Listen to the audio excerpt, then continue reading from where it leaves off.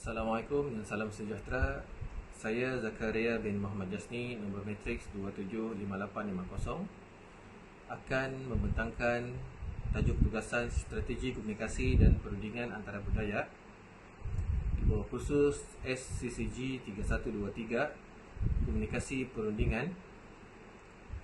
Ahli kumpulan terdiri daripada saya sendiri, Zakaria bin Muhammad Jasni.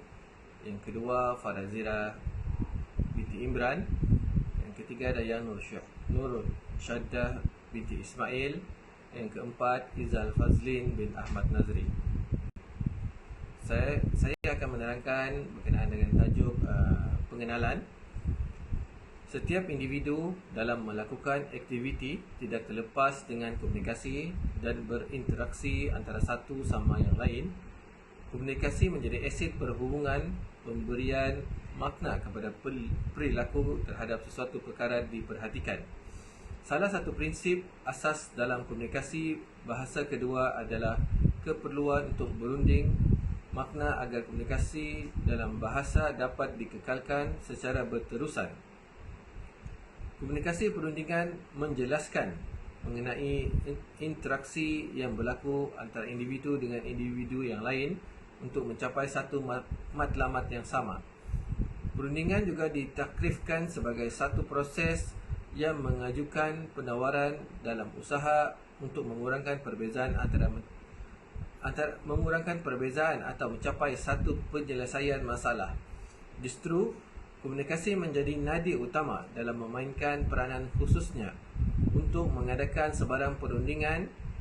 Dengan perundingan mampu untuk menjana proses pertukaran dan perkongsian maklumat yang mana ia menyebabkan perunding mencapai objektif perundingan masing-masing. Ciri-ciri perundingan. Yang pertama, melibatkan dua pihak atau lebih. Yang kedua, kedua-dua pihak mempunyai pendapat atau kemahuan yang berbeza.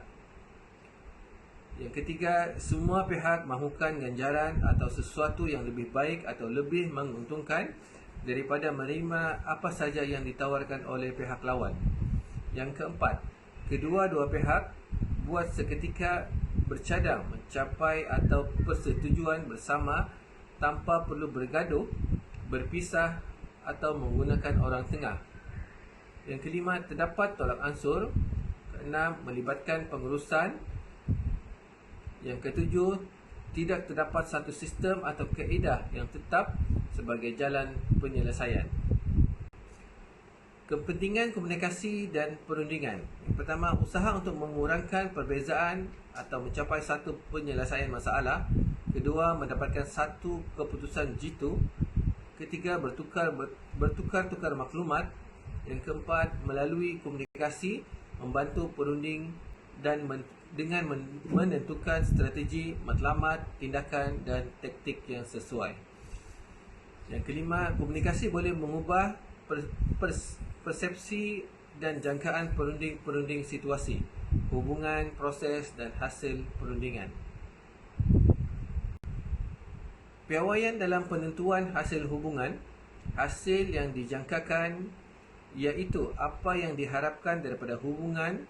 Seterusnya, paras bandingan iaitu piawaian yang digunakan oleh seseorang dalam menilai hubungan yang boleh didapati daripada hubungan yang lain. Akhir sekali, paras bandingan alternatif iaitu paras terendah suatu hasil yang boleh diterima sebelum menukar kepada perhubungan yang lain. Assalamualaikum, saya Izal Fazlin bin Ahmad Nazri, nombor matrik 225011. Terima kasih Zakaria. Seterusnya, konflik dan perundangan. Konflik merupakan warisan kehidupan sosial yang boleh berlaku dalam berbagai keadaan akibat daripada berlakunya dan atau wujudnya ketidaksetujuan, kontroversi dan penentangan di antara kedua pihak atau lebih secara berterusan. Apabila berlaku konflik, ia lebih baik dilarangkan semasa kedua-dua pihak masih boleh bercakap antara satu sama lain. Justru perundingan perlu mengambil langkah untuk mengatasi konflik seperti mengawal emosi agar tidak wujud kemarahan, bertolak ansur, tidak melibatkan hal peribadi, fokus menumpukan pada titik persamaan dan hasil perundingan adalah lebih penting daripada menang dalam pertengkaran. Seterusnya, tindakan yang sepatutnya dilakukan apabila dilantik sebagai salah seorang ahli dalam kumpulan perundingan yang bakal mewakili Malaysia. Yang pertama, mempraktikkan teori komunikasi berkesan. Perunding yang perlu lebih teliti dan mengetahui akan teori-teori komunikasi sebagai panduan dalam membuat tindakan dan keputusan. Perunding seharusnya mengenal pasti pola kejadian di sekeliling supaya dapat membuat jangkaan terhadap fenomena dalam perbincangan yang dihadiri. Justru teori komunikasi membantu dengan lebih jelas untuk menerangkan, menjelaskan, menilai dan membuat ramalan terhadap isu yang dirundingkan. Penggunaan teori yang digunakan dalam perundingan bukanlah merupakan pembawaan lahiriah seseorang dan bukan juga muncul begitu saja. Namun, ia menjadi panduan untuk menjadikan suatu keputusan dan mengambil tindakan yang tepat. Cregon dan Shield 1998 menerangkan bahawa teori komunikasi adalah satu kenyataan yang mengandungi konsep yang membantu memberi keseluruhan atau sebahagian keterangan, penjelasan dan mempunyai perkaitan antaranya yang membolehkan seseorang memahami, menjelas dan menilai fenomena serta ramalan. Yang kedua, memahami tentang budaya para hadirin. Seorang wakilan dalam perundingan perlu mempelajari dan mengetahui akan budaya lain untuk memudahkan ia berkomunikasi dari segi linguistik maupun alinguistik supaya dapat mengelak daripada kejutan budaya. Sesuatu bahasa saling bergantung kepada sebuah kelompok atau bangsa serta pemikiran manusia. Imej pemakaian juga mempunyai maksud dan makna terhadap sesuatu bangsa atau kaum yang berbeza-beza dan akan mempengaruhi seseorang itu untuk berkomunikasi. Sistem komunikasi yang berlandaskan konvensional perlu dipelajari dan difahami agar dapat menjelaskan suatu isu yang dibawa dalam membentuk sebuah makna yang boleh diformulasikan oleh wakil perunding secara bersama. Mengetahui budaya, kita mengembara atau berpindah ke kawasan atau negara tertentu. Wakilan yang mampu untuk mempelajari budaya negara yang lain, ia dapat menambah ilmu dan kefahaman akan adat resam masyarakat dan budaya di negara perundingan tersebut.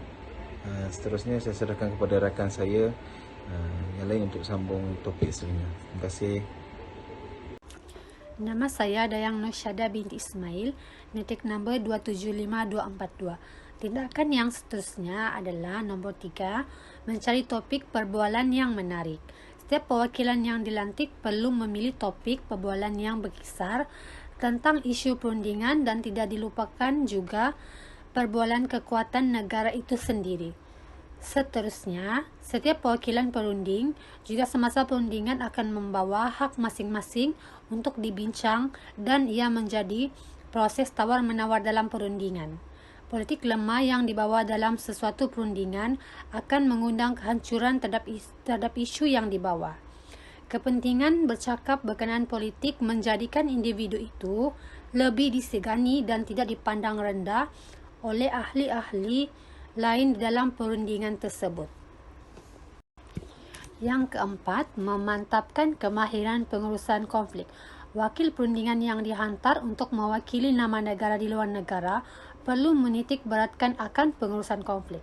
Hal ini penting sekiranya berlaku konflik ketika rundingan, wakil itu perlu tahu cara dan pengurusan yang sebagaimana perlu diketengahkan untuk menguruskan setiap konflik yang berlaku agar maklum balas yang baik diberikan kepada wakil yang hadir kerana mampu menguruskan konflik yang berlaku. Terdapat 5 cara gaya dalam pengurusan konflik iaitu persaingan, bekerjasama, tolak ansur, mengelak dan penyesuaian. Setiap wakil perlu mempunyai latihan dan strategi untuk menangani sesuatu konflik sebelum dihantar untuk mewakili nama negara kerana impaknya adalah besar di mata negara yang terlibat. Strategi komunikasi yang paling sesuai bagi mengurangkan perbezaan budaya adalah: yang pertama adalah strategi mengelak. Perunding berusaha untuk mengelak dari melakukan sesuatu perundingan sekiranya pihak yang lain tidak bersetuju dengan isu yang dirundingkan. Strategi mengelak merupakan satu strategi yang paling sesuai untuk mengurangkan perbezaan budaya. Pendekatan mengelak untuk berunding dicirikan dengan kalah, pergi dan menarik diri. Tiada komitmen dibuat dan tingkah laku adalah tidak peribadi. Perunding yang bertolak ansur meremehkan nilai dan pencapaiannya sendiri dan meletakkan keutamaan kepada mengekalkan hubungan aman dengan orang lain. Ia berguna apabila pihak lain betul dan anda harus mengalah, atau apabila pemeliharaan hubungan antara budaya itu lebih penting daripada rundingan. Strategi ini jelas memberikan kelebihan seperti boleh melabur lebih banyak masa sebagai persediaan dengan mengelakkan rundingan, mengumpulkan lebih banyak maklumat semasa tempoh bertenang, mengelak daripada mendapat tekanan di tengah-tengah rundingan yang kalah, menjimatkan masa dan usaha dengan benar-benar membincangkan isu penting semasa rundingan dan menunjukkan keyakinan dan ketenangan dengan mengelak rundingan untuk mengumpul fikiran perunding. Assalamualaikum, selamat sejahtera. Saya Farazila binti Imran, nombor metrik 275859. Okey, seterusnya adalah strategi bertanding, lebih kepada penekanan kepada kaedah kalah menang di mana perunding meletakkan matlamat tanpa berkompromi dengan pihak yang lain. Gaya perundingan ini yang bertanding mengikut model menang kalah di mana perunding yang berdaya saing cenderung untuk melakukan apa sahaja yang diperlukan untuk mencapai persetujuan yang mereka inginkan walaupun apabila ia melibatkan perbelanjaan orang atau entiti lain. Dan hasil hanya memberi tumpuan untuk mencapai maklumat jangka pendek dengan cepat. Dalam strategi perundingan ini, satu pihak tegas kurang bersedia untuk bekerjasama tanpa menilai perbezaan budaya masing-masing. Hasilnya ialah satu pihak menang dan satu lagi kalah. Dari perspektif pengurusan persaingan adalah berdasarkan parti yang boleh berdiri teguh dan berjuang untuk menang. Seterusnya adalah strategi mengalah, menjurus kepada kalah menang di mana perunding tidak mempertahankan matlamat, sebaliknya mengikut apa yang diinginkan oleh sebelah pihak lagi. Strategi rundingan mempunyai tahap kerjasama yang tinggi tetapi rendah pada penegasan. Satu pihak mengetepikan keperluannya untuk mengembirakan pihak yang lain dan satu pihak akan mengalah dan membiarkan pihak lain yang lain akan menang. Pendirian ini lazimnya diambil oleh para perunding yang lebih mengutamakan dan menjaga keamanan daripada memperjuangkan hak atau keinginan mereka. Untuk resolusi kalah menang ini, kekalahan akan menguntungkan syarikat dalam menjaga keamanan dan memelihara hubungan serta mengurangkan jurang antara budaya. Seterusnya adalah strategi bekerjasama, dikenali sebagai menang-menang. Dalam keadaan ini, kedua-dua pihak cuba memenuhi matlamat dan bersetuju dengan isu yang dirundingkan. Pihak yang terlibat berusaha untuk mencapai persetujuan yang saling menguntungkan. Kerjasama ini sudah pasti tidak akan mengira budaya masing-masing asalkan mencapai matlamat bersama. Tidak seperti rundingan kompetitif, matlamat rundingan kolaboratif adalah hasil menang-menang. Perundingan biasanya menumpukan pada mencari masalah secara baik yang menarik minat semua pihak yang terlibat. Teknik ini bagus untuk mewujudkan dan mengekalkan hubungan positif kerana ia memupuk kejujuran, kepercayaan dan kerjasama tanpa menilai budaya masing-masing.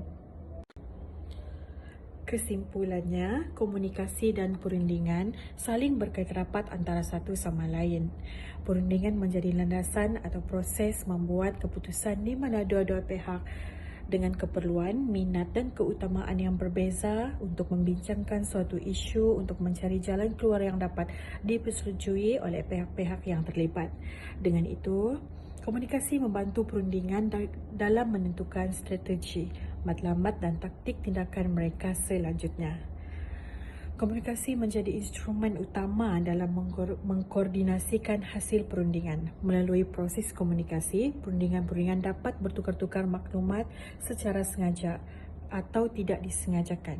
Akhir sekali, jelaslah bahawa pendekatan terhadap strategi ini mampu untuk mempunyai potensi yang besar untuk mengurangkan perbezaan budaya antara pihak perundingan dan perundingan yang lain.